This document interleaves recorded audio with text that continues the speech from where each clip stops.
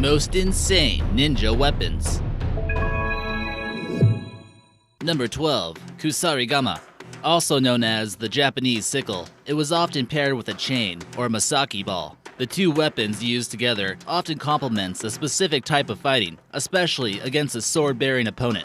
The chain and ball could be used similar to a mace, but was designed to keep opponents far away or to limit their movement by wrapping up their dominant hand or weapon. This was actually a popular weapon among women during the Muromachi period during the early 1300s. It was more than likely that ninjas began adopting this weapon as a secret tool. Once the opponent was slightly immobilized, the person could attack with the sickle and leave a lethal blow.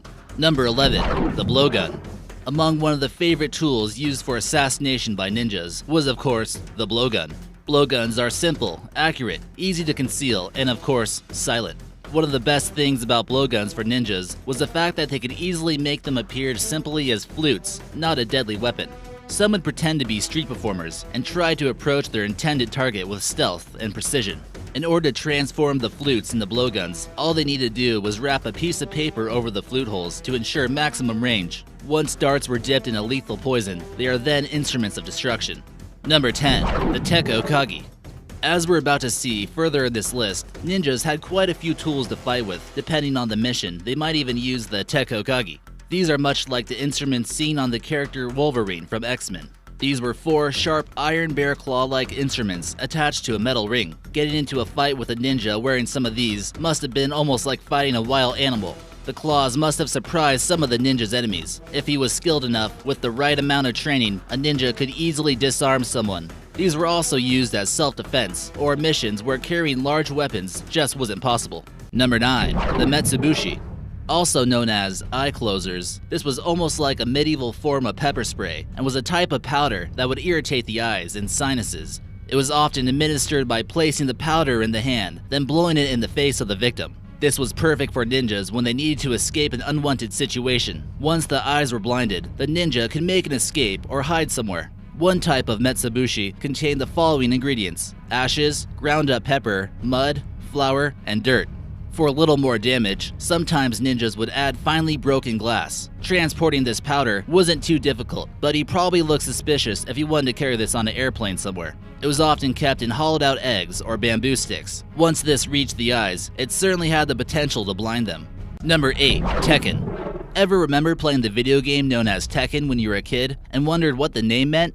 If you thought being punched by a ninja was already bad enough, imagine if he was wearing one of these things. Japanese ninjas equipped themselves with a pair of medieval brass knuckles, capable of delivering some serious pain and damage. People's fists are relatively fragile, and bones can be broken from the person delivering the punch as well. The Tekken ensured that the ninja could engage in melee combat. Tekkens were used for both self-defense and for attacking. It might not always be lethal with one blow, but it certainly delivered a strong enough punch to anyone who considered getting in the way of the ninja's plot. Number 7. The Kaginawa.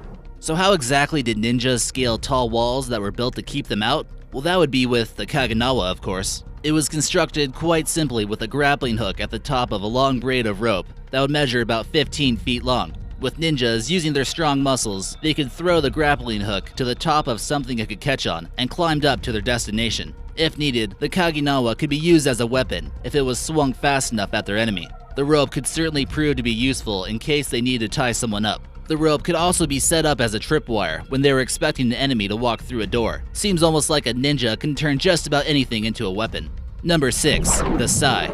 One of the favorite weapons of the Teenage Mutant Ninja Turtles, these daggers are used traditionally in Okinawa. It's a fairly simple weapon that is pointed outwards with 2 prongs projecting from the handle. This weapon has also been used in places like India, Thailand, China, Malaysia, and Indonesia. It was also used by police in Okinawa before cops had guns. They used these to arrest criminals and keep the crowds under control. Sais are lightweight and easy to handle. It's preferable to have one in each hand, and this makes it much more effective.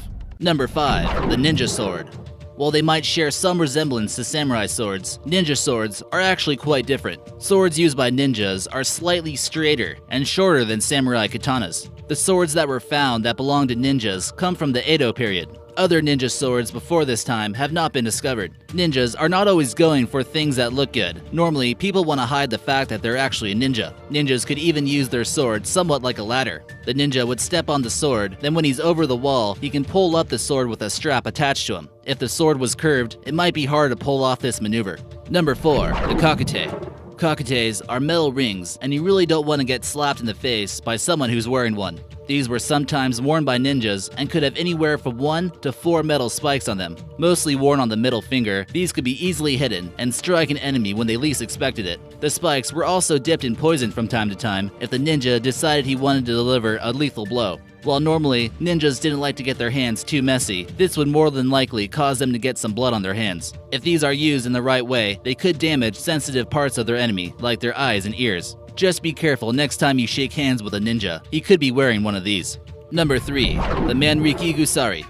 This simple object was one of the ninja's favorite secret weapons. It's basically just a chain with 2 weights at each end. It can be used in 2 different ways. The ninja can attempt to wrap the chain around the enemy's dominant hand and keep him from attacking that way. It can also be used more offensively when they throw it at someone. If thrown into a group of enemies, it's large enough that it will likely strike 1 or 2 of the attackers, possibly immobilizing them. Or it could be used similar to the way people use flails. This is fairly similar to our next one, but not exactly the same.